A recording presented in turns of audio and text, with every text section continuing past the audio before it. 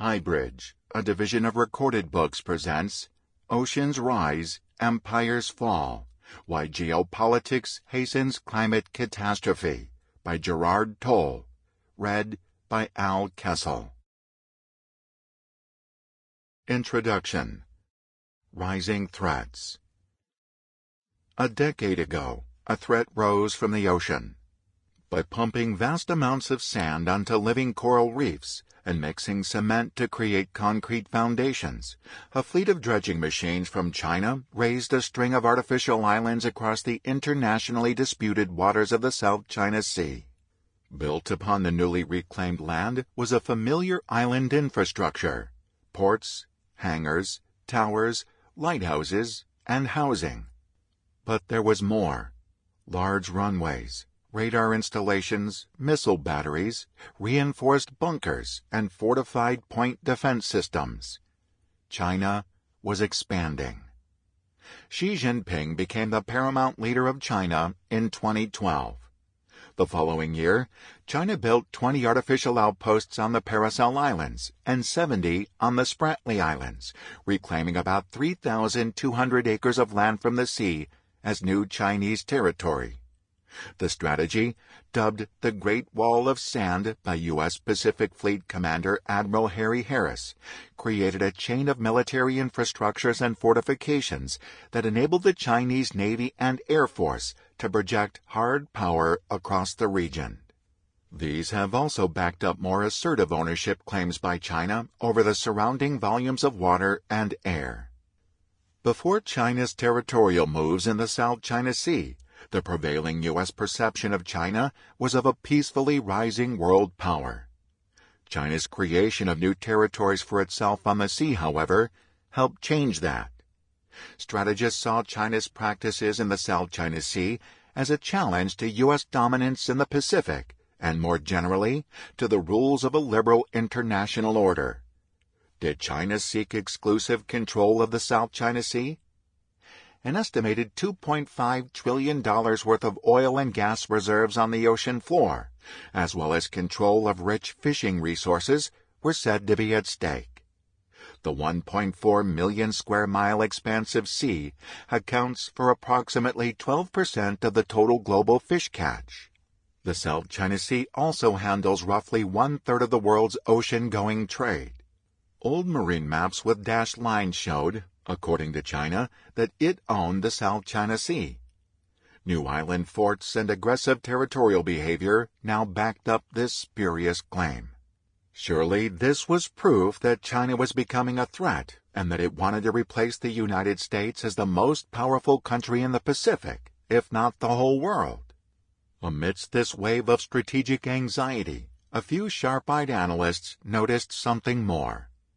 The infrastructure that the Chinese Navy had so quickly and impressively constructed was not doing so well. Rumors suggested that the concrete was crumbling and the foundations were turning to sponge. Exposed metal was corroding quickly. An artillery gun, one researcher reported, was put out of service in just 3 months because of rust.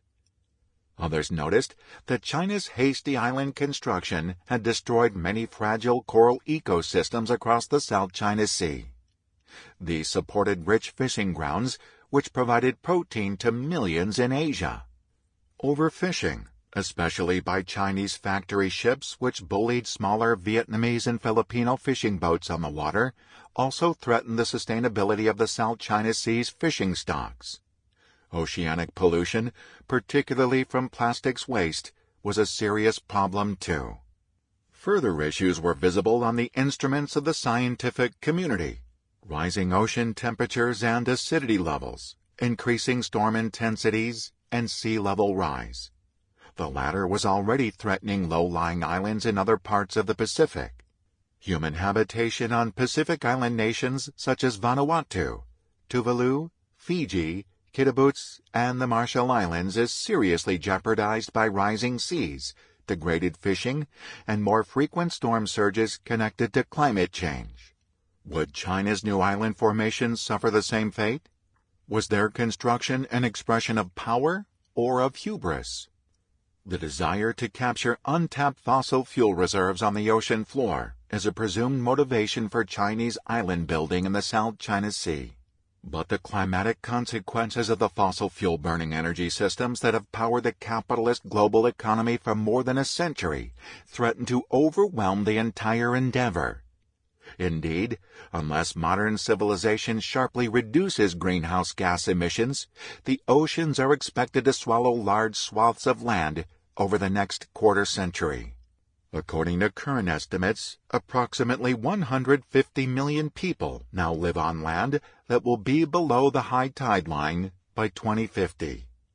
Shanghai and its surroundings, a vital hub in the global economy, will be submerged unless there is a massive engineering response.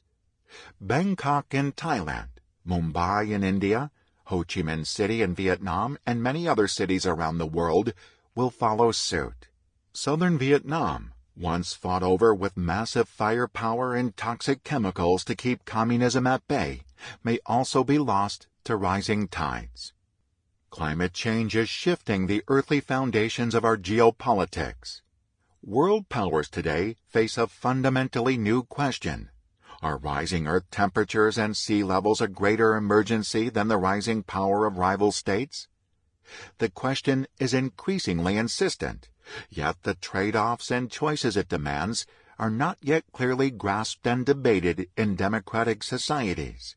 Some policymakers understand that climate breakdown is an unprecedented planetary emergency, one that demands a radically new collaborative international order.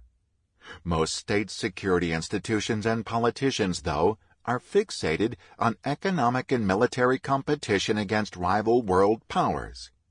Few consider the deeper problem, namely, that geopolitical practices themselves are a major structural driver of the climate crisis. In obsessively promoting their own security, mission, and military might, world powers have long played geopolitics against each other at the expense of the planet. To understand the climate crisis fully, we need to see the practices of geopolitics geo-ecologically. We need, in other words, to earth geopolitics. Modernity exposed. Chinese island building in the South China Sea opens up much larger questions about territorial formation and modernity. Over the last 6 centuries, humans have dramatically increased their capacity to mold the earth to their requirements. Terraformation, the making of land, the reworking of the natural environment to serve specific groups, is an enduring human drive. Terra, while often equated with fixed dry land, actually encompasses all sorts of terrains, themselves never singular but interacting. Lands and seas, rivers and fields, mountains and valleys, wetlands and plains, deserts and tundra.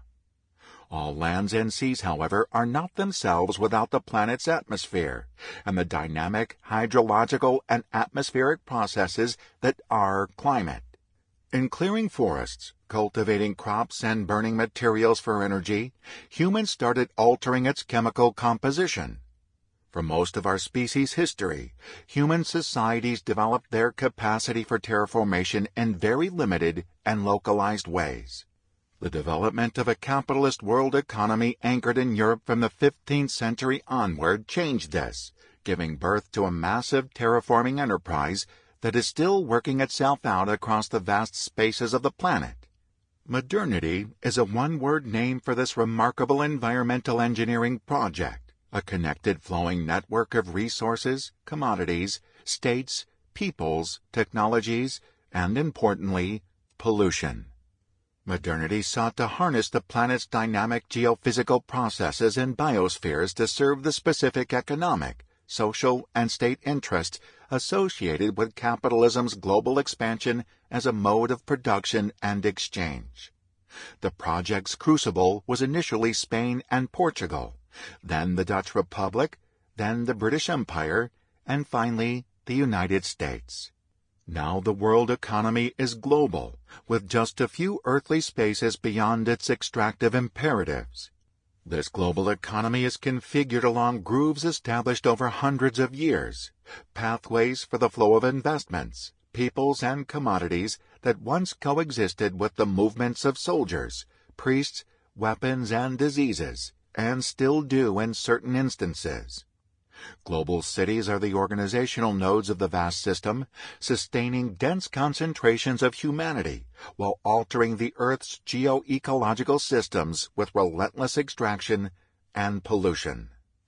Capitalist modernity always had a great story to tell, of expansion and growth, of development and progress, as modern humans gradually acquired greater power over their surroundings and freed themselves from prior constraints. But these familiar stories of progress, of modernization, of inexorable growth on a bountiful earth are no longer as persuasive as they once were. Modernity is a dream of making the world better, of providing further growth, superior technologies, and greater affluence for all. Yet it is perpetually thwarted by crises and crashes, wars and collapses. It demands the earth and then some. Classical modernity saw the transformation of traditional societies into industrial societies, first through the adoption of steam power, then the widespread adoption of coal, and later petroleum for energy. Following World War II, industrial societies experienced a second wave of modernity associated with the adoption of new techno-scientific forms of production and consumption. Proliferating infrastructures of hydrocarbon fuel extraction, transportation, and consumption were supplemented by nuclear power systems. Industrial societies became what the German sociologist Ulrich Beck in 1986 termed world risk society, with abundance coexisting with more intrusive forms of pollution. This second modernity is a reflexive modernization, one constantly striving to adjust to the success and excess, the side effects that are always much more than this, of classical modernity. But it is still modernity, a dream of endless growth. That dream has produced the ecological crises that are now surrounding us, and that claim the future. The modes of common life that have arisen largely within the last 100 years, and whose intensity has accelerated only since 1945, the historian Timothy Mitchell observes, are shaping the planet for the next 1,000 years, and perhaps the next 50,000. Modernity's side effects are now taking center stage. While many societies hold fast to the dream of modernization, updated to include solar panels and wind farms, the scientific findings on the current and likely future trajectory of global climate changes suggest that life on the human-dominated Earth created by modernity is going to be radically different from what it has been until now. Climate change is just one of the interconnected series of distressed Earth systems. Biosphere integrity is threatened by collapsing biodiversity, land system change, biogeochemical imbalances, disrupted hydrological systems, atmosphere aerosol loading, ozone depletion, ocean acidification, and endemic pollution from novel entities introduced by techno-scientific modernity. The latest round of Intergovernmental Panel on Climate Change, IPCC reports, makes it clear that Earth's surface temperatures are going to keep going up. Each of the past 4 decades has been successively warmer than any decade that preceded it since 1850. The global surface temperature rise since then is approaching 1.5 degrees Celsius and will almost certainly exceed this in the next year or so. Climate breakdown is radically changing oceans as temperatures and acidity levels rise sharply. Around 90% of the energy trapped in the climate system by greenhouse gases goes into the ocean. The hottest ocean temperatures in recorded history were in 2022, the 7th consecutive year this record was broken. And 2023 has almost certainly surpassed this. Combined with acidification and pollution, these spikes in temperature have devastating effects on marine life and ocean ecosystems. Their effects on ocean circulation systems are a matter of considerable concern. Average sea levels are also rising at an unprecedented rate. The rate of global mean sea level rise, according to satellite data, has doubled between the first decade of observations, 1993 to 2002 had 2.27 millimeters per year, and the latest, 2013 through 2022, had 4.62 millimeters per year. Massive sea level rise scenarios are on the horizon. The threshold of global temperature rise that would trigger irreversible melting on the planet's enormous ice sheets in Greenland and Antarctica is estimated to lie between 1.5 degrees and 2.0 degrees Celsius. Current research suggests warmer tides are eroding the seafloor moorings of huge glaciers in both of these critical Earth system regions, rendering them increasingly unstable. Geomorphological realities matter crucially.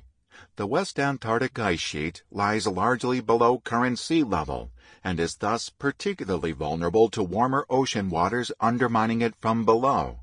A collapse of the Pine Island Glacier and Thwaites Glacier will raise global sea level by 1.2 meters, 4 feet. This will undermine the West Antarctic ice sheet, and its disintegration would add another 3.3 meters, 11 feet, in global mean sea level rise.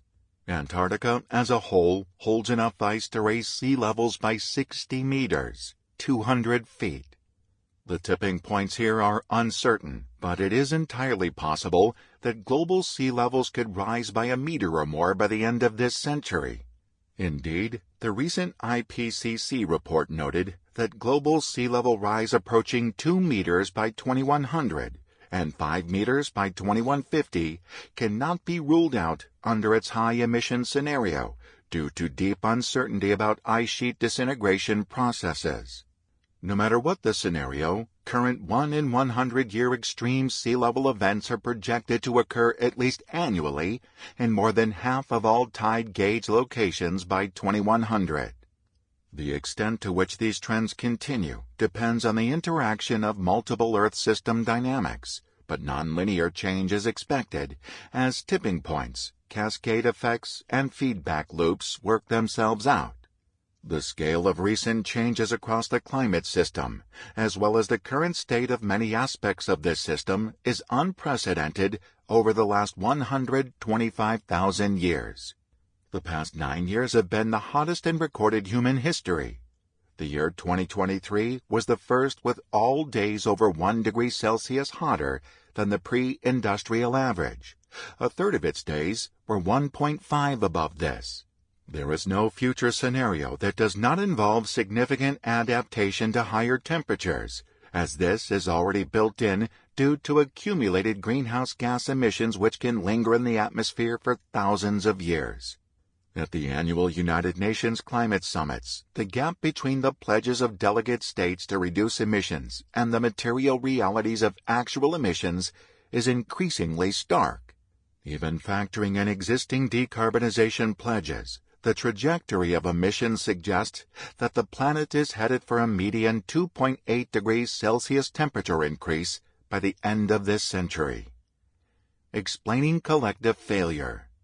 Clearly, modern civilization is headed for catastrophe if it continues to produce greenhouse gases at the rate it has for the past century, and especially the past few decades. The alarming trajectory of the Earth system is now well known. Newspapers cover the topic regularly with ever more alarming updates and summaries of scientific reports. It is crystal clear that modern human civilization is not acting in its collective best interest. Despite having abundant scientific evidence that humanity's future is imperiled and that climate catastrophe is a very real possibility, modern civilization continues to operate as normal, meaning in a future-destroying manner. Corporate elites and state leaders, educated and knowing, still act in ways that sabotage the future of their children and their children's children. Climate change is an existential threat that is not treated as an emergency. There are many theories that account for this indifference to looming catastrophe, a seeming civilizational death wish. Political economy explanations focus on the power structures that helped create the global environmental crisis. Marxist accounts focus on the historical development of capitalism as an extractive and environmentally degrading mode of production that favored monetary exchange value over non-monetary use value. Political ecology details how market logistics marginalize indigenous people, convert land into property, ignore pollution, and discount the future. Because it is a mode of production that has long prioritized short-term profits over the long-term sustainability of its extractive practices, capitalism is blamed both for the current environmental crisis and for an inability to do anything about it. It is easier to imagine the end of the world than the end of capitalism, is a popular summation of this sentiment. For some corporations, this was their actual working practice.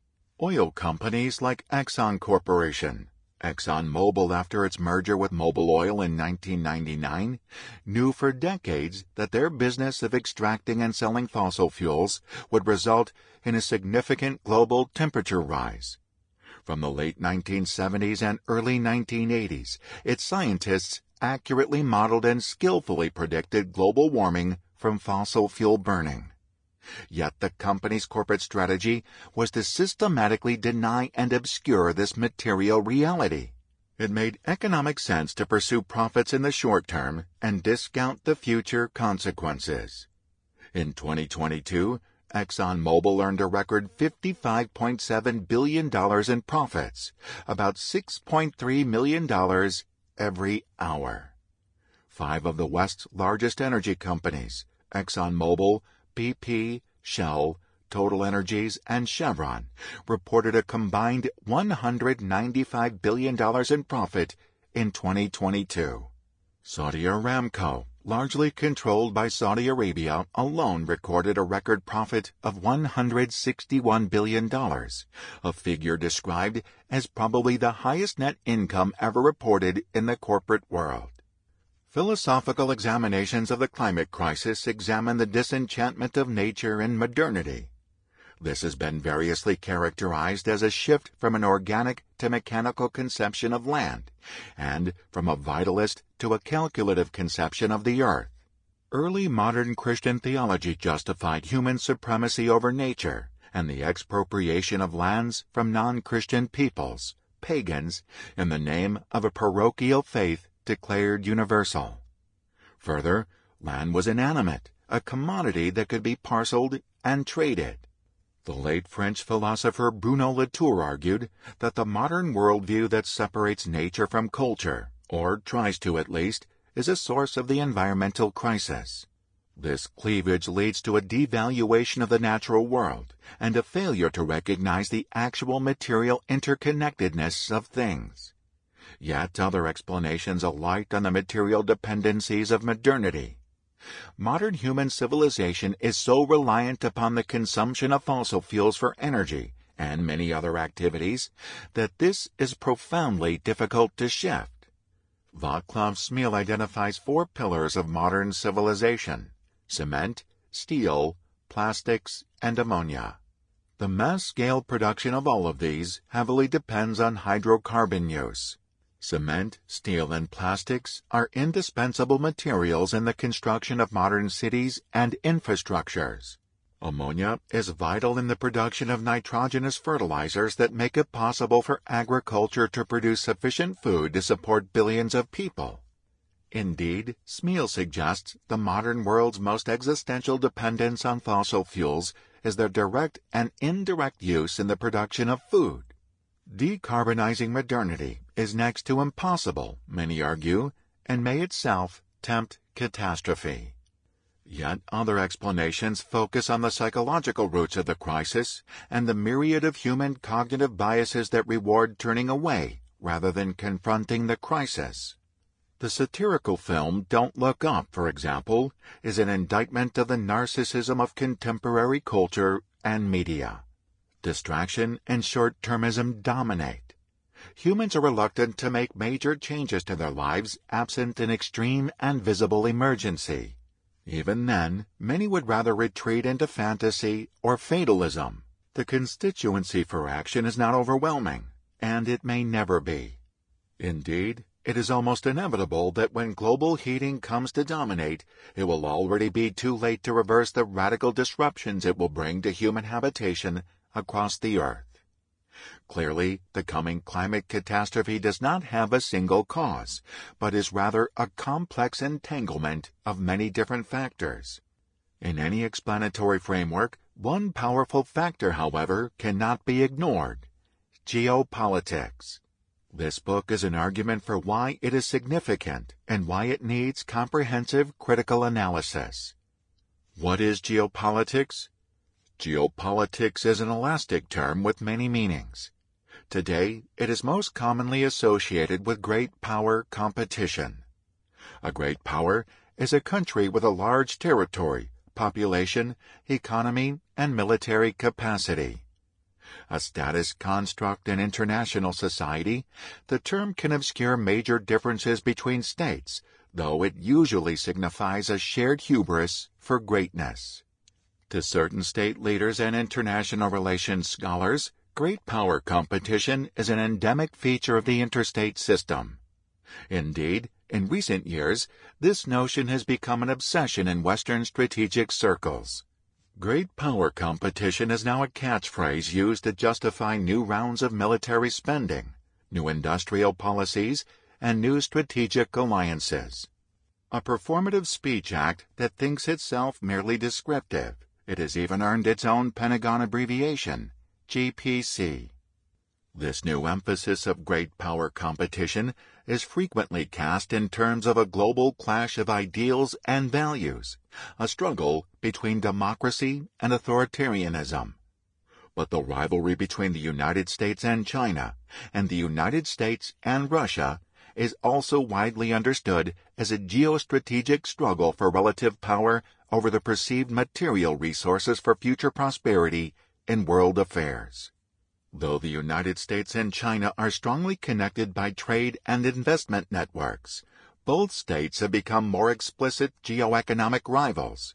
Under President Biden, the United States has restricted China's access to leading-edge technologies and has sought greater control over what it has deemed strategic supply chains and critical minerals. This has heightened frictions with China and has driven it into closer strategic alignment with Russia.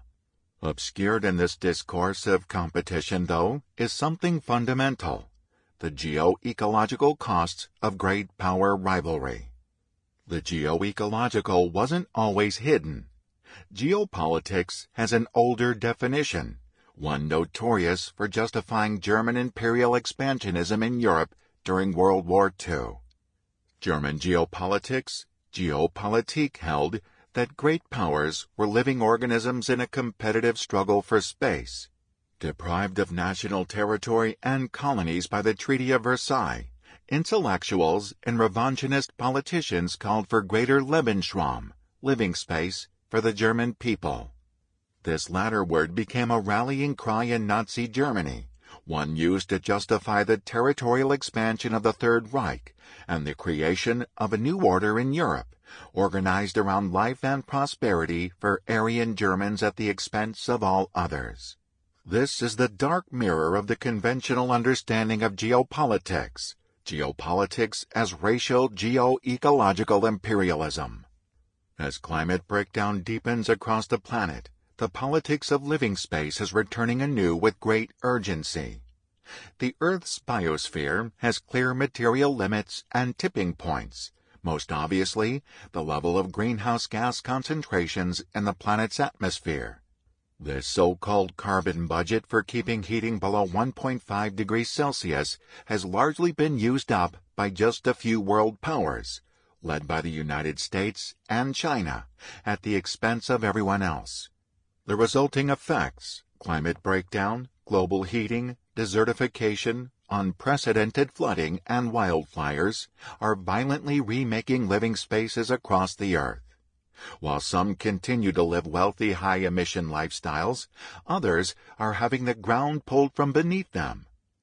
Climate change is rapidly creating unlivable spaces, places too hot, too polluted, too vulnerable to flooding, too ecologically stressed to sustain human flourishing. In short, we have the return of ineluctable questions of Lebensraum, this time at a planetary scale. Who gets to live well on the Earth, to have luxury spaces and lifestyles sustained by extractions and emissions that speed the planet toward climate catastrophe?